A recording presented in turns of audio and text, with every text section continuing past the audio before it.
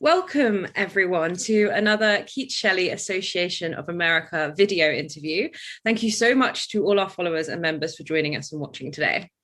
Remember, if you're not already a member of the Keats-Shelley Association of America, please do go to our website to find out how to join. It's k-aa.org/join. It starts at just $25 a year and includes a subscription to the Keats-Shelley Journal. But on to our recorded event today. Our communications fellow, Amy Wilcoxon, will be interviewing the poet Laila Sumpton.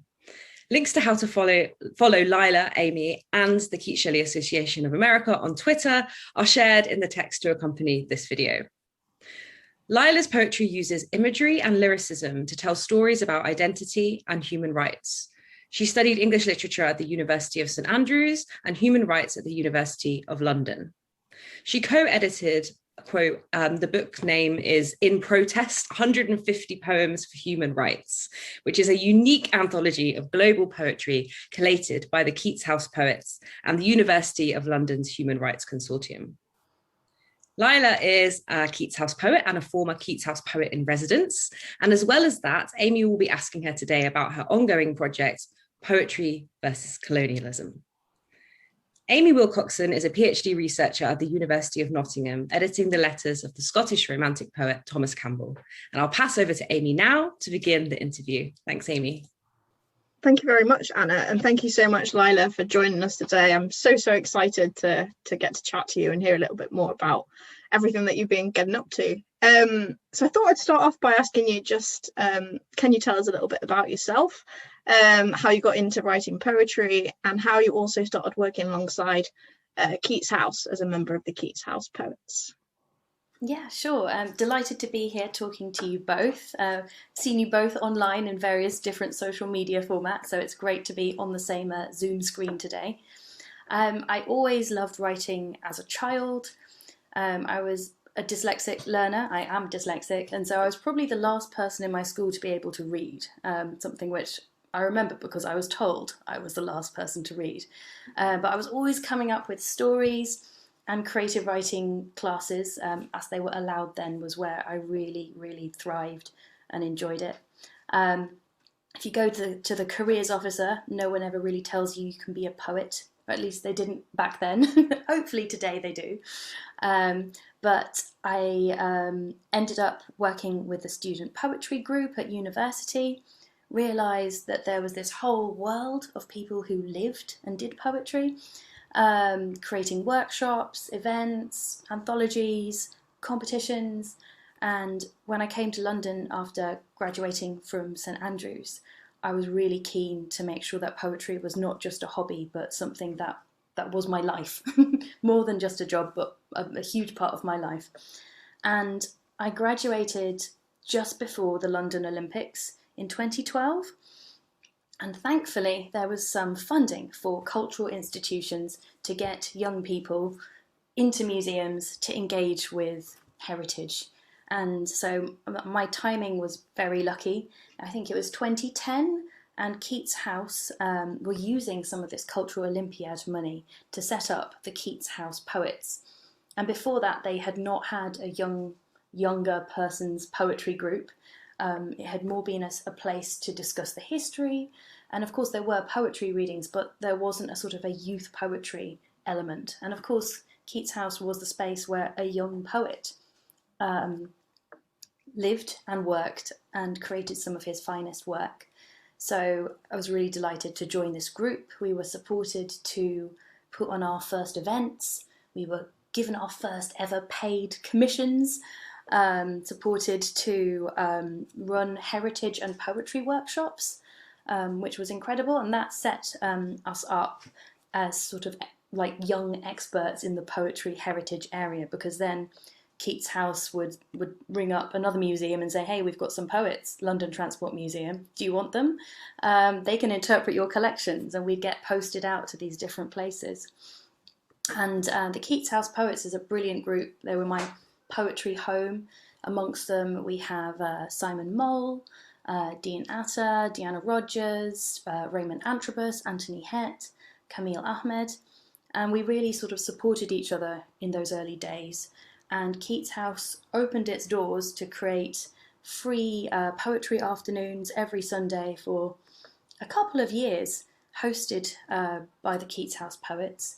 And it was a space where young people came from literally all over London, people of all ages as well, entering Keats House, a space that many people had never thought to visit before.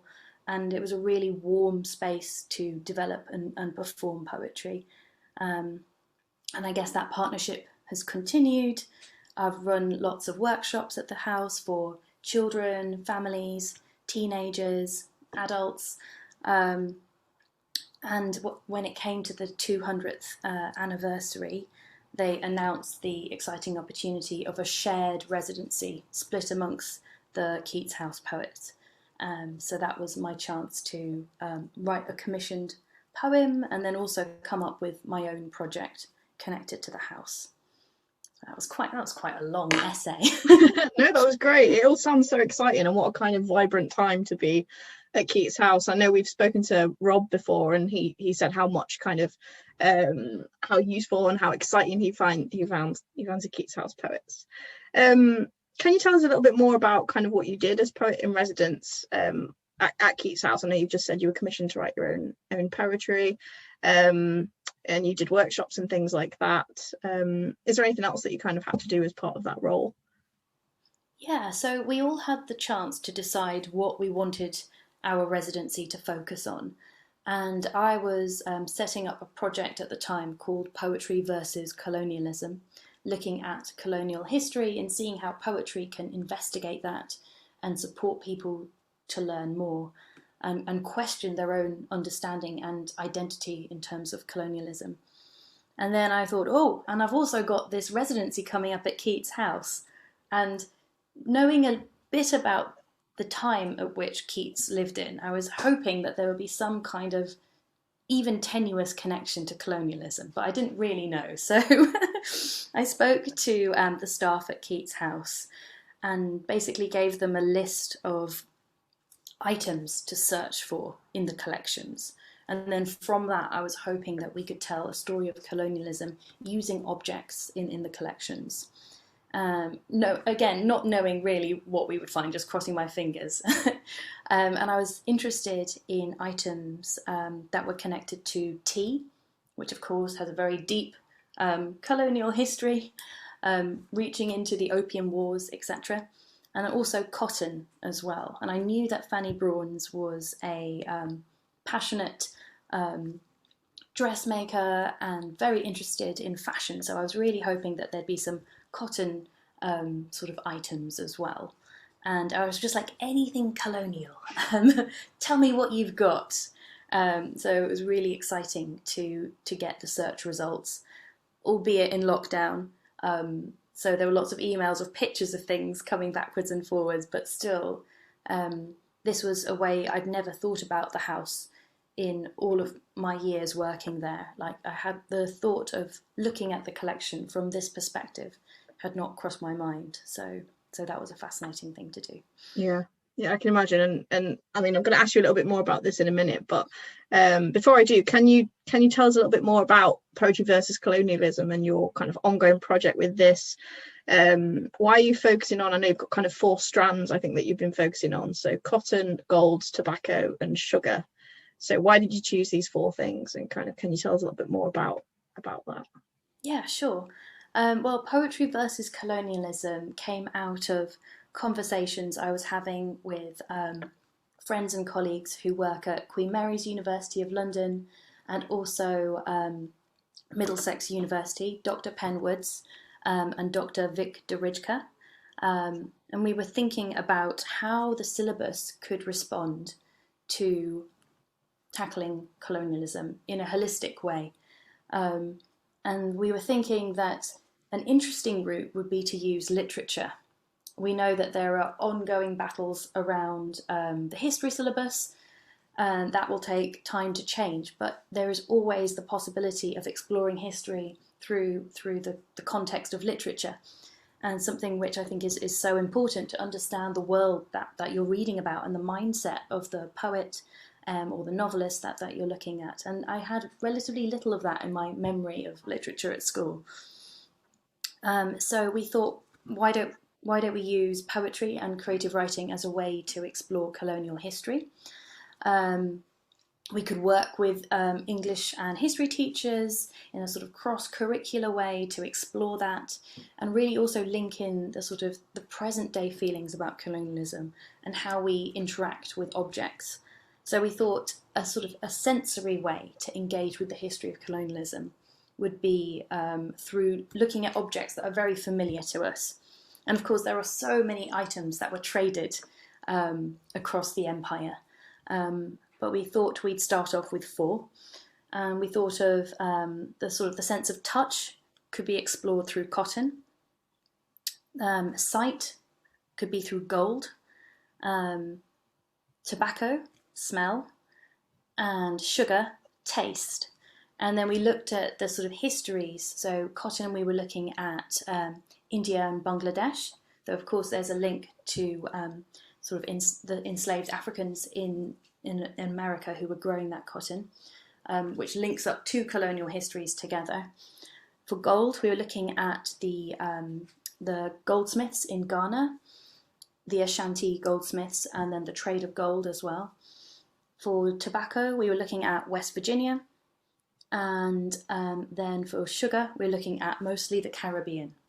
So we're able to travel using very familiar items to people, and using poetry to really help children and students like dive into it using their senses, because you can make a really powerful connection, both personally and with audiences, when you involve the senses and try and see what emotions people already have towards these items and how you can use the feelings that we have to explore this history, rather than going through it in a sort of a historical bullet point kind of manner. So that was a really exciting, I mean, we could have picked so many topics, but those were the first 4. And I should say that the poets that we're working with on this Arts Council funded project are Keith Jarrett for sugar, Sandra A. Agard and Miriam Nash for tobacco, Nick McCullough for gold, and I'm doing cotton. And I particularly chose that one because of my Indian heritage and the fact that I've grown up with saris and shawls and salwar kameezes. I've been surrounded by fabrics and knew a bit about British colonialism in India, but really wanted to investigate that further. Yeah, I mean, this all sounds, well, I say wonderful, but it sounds wonderful that, you know, you're using these, as you say, normal everyday things to just really inspire children and students and sort of, you know, let them know about this kind of more forgotten side of history, I guess, because I know when I started researching and looking at your project, I'd never thought about these things really in the way that you described. So it's making us adults, I guess, think again as well. So it's really wonderful stuff. Yeah, and it's about the legacy as well. So yeah, a lot of the sort of the patterns of sort of the abuse kind of angles of these trades are still continuing. If you look at the cotton industry today, if you look at gold mining, tobacco, I mean, you know, the sort of the power structures were set up, and yes, of course, the geopolitics have changed to some extent, but a lot of those systems of oppression are still there, and the consumer is perhaps as willingly blind as they were in the time of Keats. That's an interesting question that we'd like people to think about.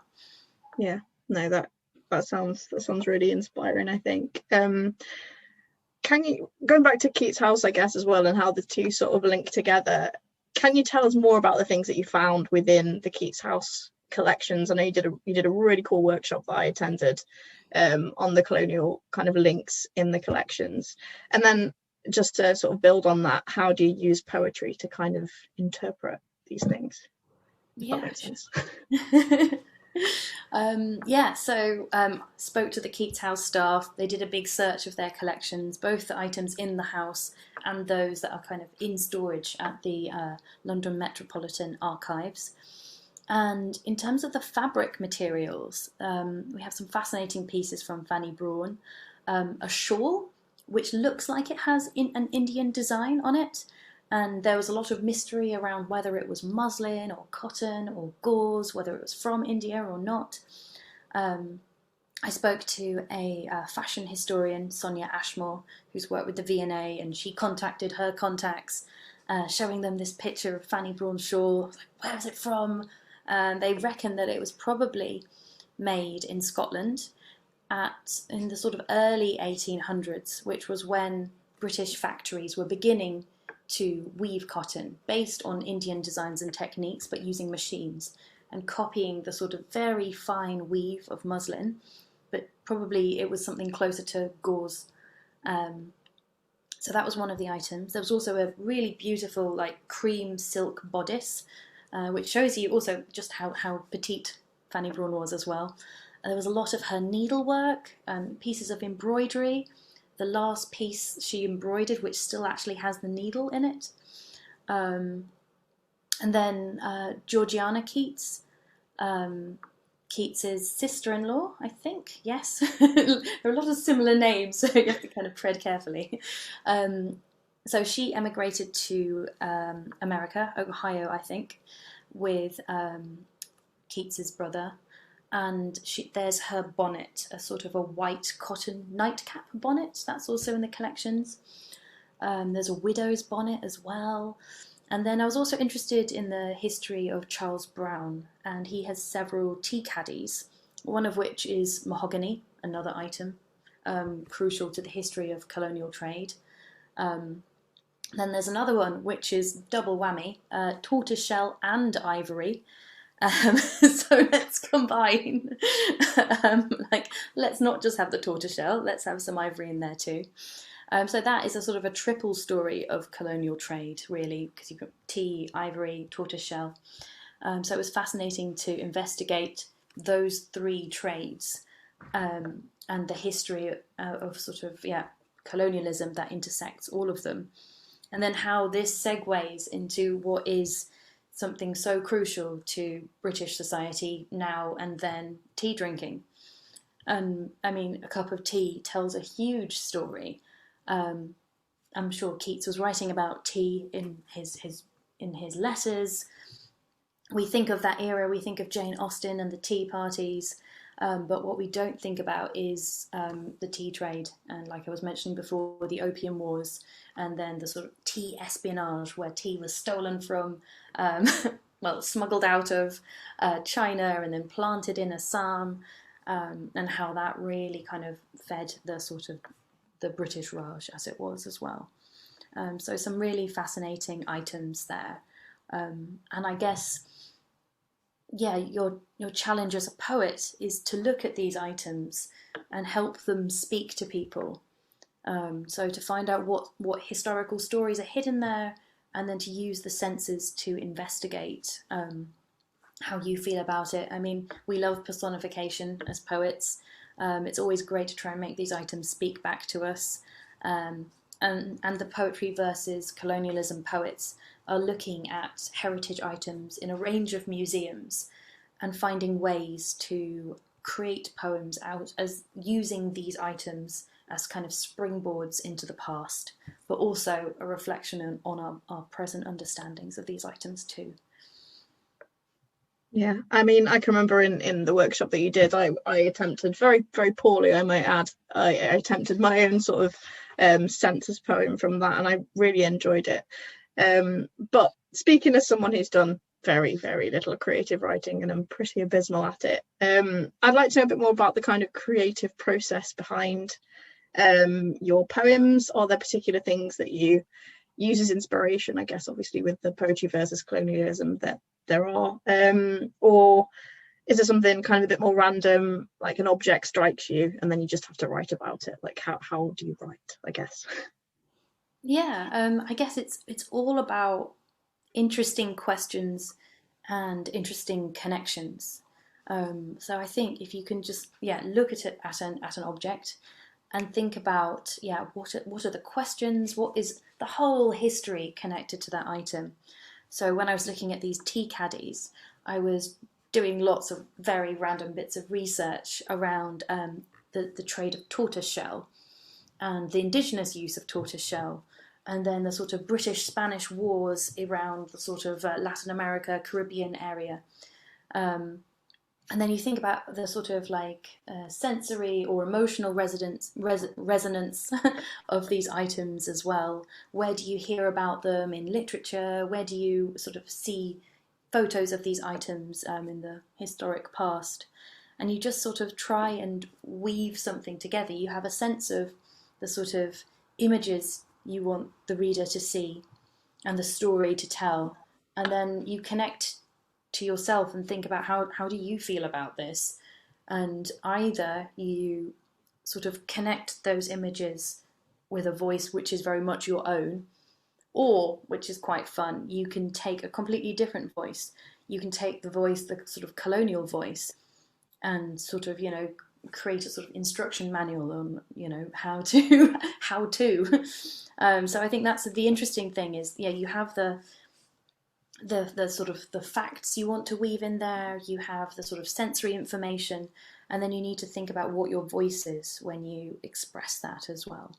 But I think that's one of those sort of magic things about writing is you never really know how you're going to connect these kind of seemingly disparate bits of information about ivory, tortoise shell and tea, and the various colonial histories connected to them, and you just find ways to like link the imagery, and it just sort of flows from there. You could workshop your way through it. You could give yourself a form to look at, like a list poem.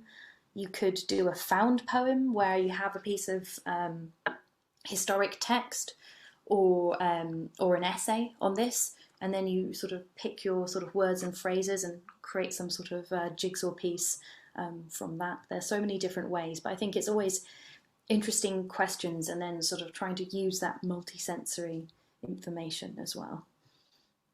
That's so exciting. A masterclass right there. I'll have to no, I will. I'll have to take all that on board and try and give my creative writing another go, clearly. I wondered, Laila, if you would mind either sharing with us a poem perhaps, or some of your poetry, or talking us through one of your poems or something like that for us. Yeah, sure. I'll share with you a poem which was inspired by the story of Fanny Braun's shawl. So this sort of very fine sort of white shawl with red Indian style embroidery on it, which was done in the Jamdani style, a very sort of like very fine form of weaving from India, and the sort of kind of like muslin weaving that was done literally filled travellers and merchants with a sense of wonder.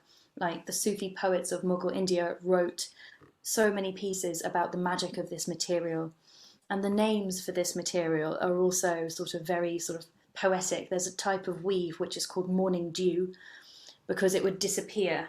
The dew would literally make it disappear if it was hung on a line in the morning dew. So the fabric already has this sort of fairy tale quality to it, and you can imagine sort of British merchants who've mostly been in very thick wool or linen their whole life suddenly finding this kind of like floaty, like almost see-through fabric and feeling like they're holding something magical. So I wanted to give it a sort of a fairy tale voice, so that was how I found the voice of the poem. And I wanted to like weave in some of the quotes from these Sufi poets who were writing about Jamdani and muslin, and tell the story of the beautiful sort of artisan work that was in India before colonialism happened.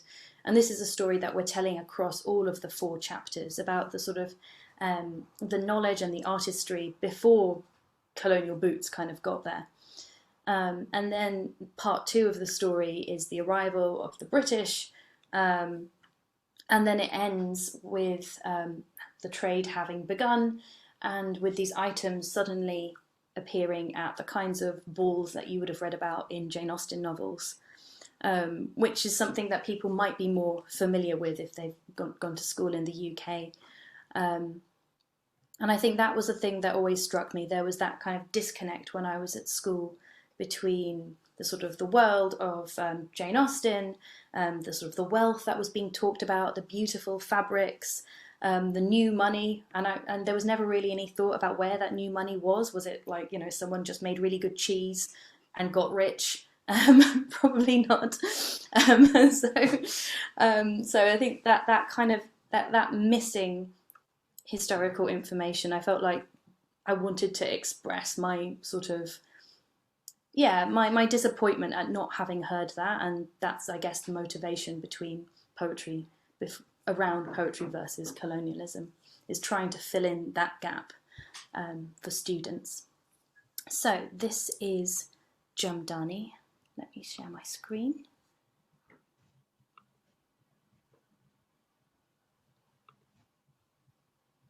There we go.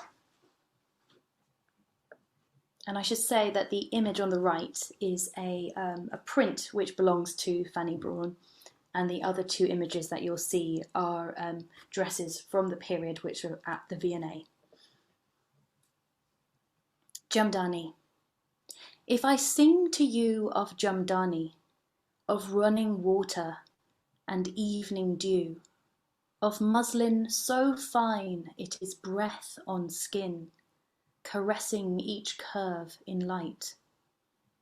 When Jamdani purred their fingers, they hungered for sunlit waters, for gowns that made their bearers float, for meadow mists that clung, and knew that 10 East India men simply would not do.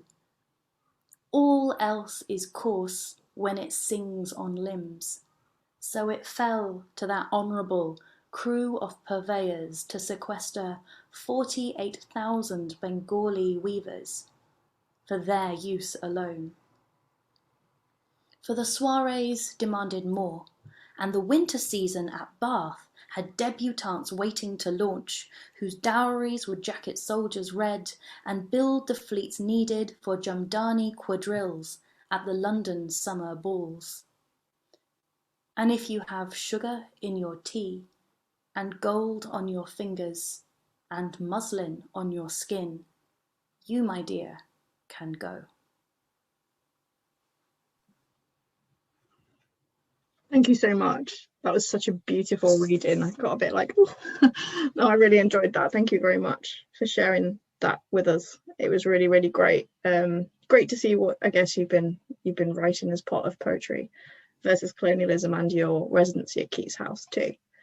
I wondered if you could finish basically by telling us kind of what's next for Poetry versus Colonialism. I guess that the 2020 caused a bit of a stop on things that you've been getting up to. I know you wanted to do workshops and create teaching resources, taking your poetry into communities, reaching a whole range of people. So are you taking this forward in 2021? And also, what's next for you personally as a poet? What are your kind of aims, or what are you planning to do over the coming year or so? Excellent, thank you. Well, yes, exactly. This year has been so difficult for schools, and the aim of Poetry versus Colonialism has always been to work with academics, heritage sites, and also schools and teachers, particularly teacher training colleges as well. So we have some beautifully designed resources by our poets on gold, sugar, tobacco, and cotton, which explore the history, and then also have poetry writing activities so the students can create their own responses. We're hoping that we will be running sessions with schools in September, a collection of schools in London, and then hopefully some schools in Birmingham as well. We'd love to develop these with students and teachers so we can work out what works best in the classroom, aiming at sort of around about year 7. We're also hoping to run a training workshop for heritage staff so that we can work with people who are trying to tell the colonial stories of their museums, and think about how we could use poetry to help visitors explore that and really connect. Not so that we just have feelings of pure anger or shame, but so we can really get deep into this history and understand what it means for us today. We also have plans to run a teacher training session with Middlesex University, so all the trainee teachers, so they can think about how they can use poetry to explore history, And so that, again, they can look at our resources and think about how they could apply them to the often ever-changing syllabus. And we're hoping to take our commissioned poems. You heard my own one about cotton. Nick McCower, Sandra A. Agard, Miriam Nash, and Keith Jarrett had their own commissioned poems on their respective topics. And those are going to be published in a book alongside work from the students. So we're hoping that we'll have this beautiful anthology covering gold, tobacco, cotton and sugar. And I'm already getting interest from poets in Kenya saying, why don't you do tea? Work with Kenya.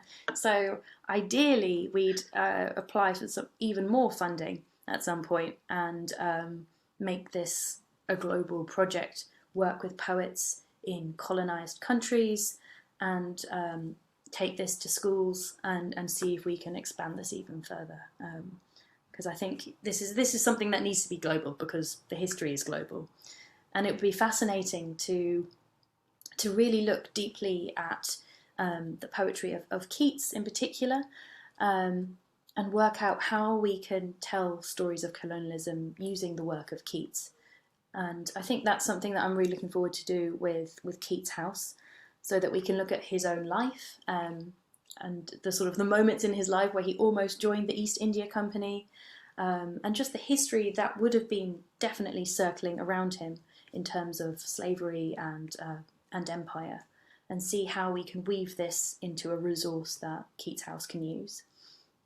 And maybe, hopefully work with other museums to do the same, so that this doesn't need to be a part of history that we kind of put over here because it's just quite tricky and awkward, but something that really can be part of the context of how we understand writers from that period. In terms of my other work as a poet, I'm developing my own collection with the Arachne Press, also editing a collection of Black, Asian and minority ethnic poets and short story writers. And there's a play coming out next week, which we have 10 days to rehearse. So yes, lots of different projects happening.